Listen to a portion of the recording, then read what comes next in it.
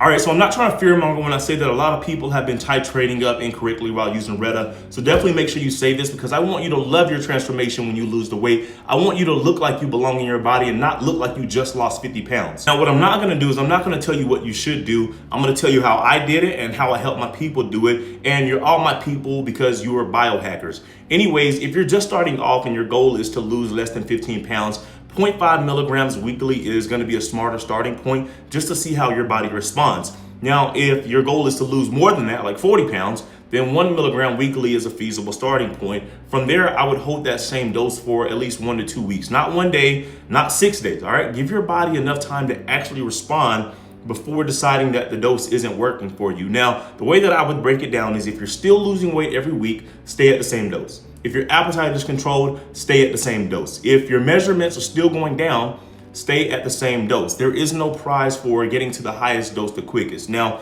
if your weight and measurements have completely stalled for about 2 weeks straight, your nutrition's on point, you're training consistently, and your appetite is starting to creep back in, then I would increase by 0.5 milligrams. That means that if you're starting at 0.5, you would go to 1.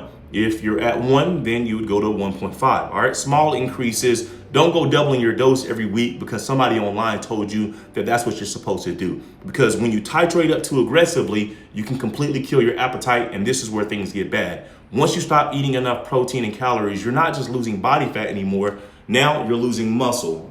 Your strength drops, your workouts become trash, your recovery suffers. You can become dehydrated, constipated, nauseous, and completely drained of energy, and that defeats the entire purpose of being on R3TA. R3TA may support better body composition while you're in a deficit, but it cannot protect muscle if you're barely eating, not lifting, and not consuming enough protein. So again, start at 0.5 or 1 milligram depending on how much weight you're trying to lose and how cautious you want to be. I would hold that for about 2 weeks, stay there while it's working, and only increase by 0.5 milligrams after you've actually stalled for about 2 weeks. The goal is not to take as much R3TA as your body can tolerate. The goal is to use the lowest dose possible while still getting the results. Now, I know some of the pep scientists aren't going to agree with this, but I've been on R3TA for 18 months straight. Are you going to listen to someone who actually has muscle reserve or someone who doesn't look like they've ever stepped foot in the gym?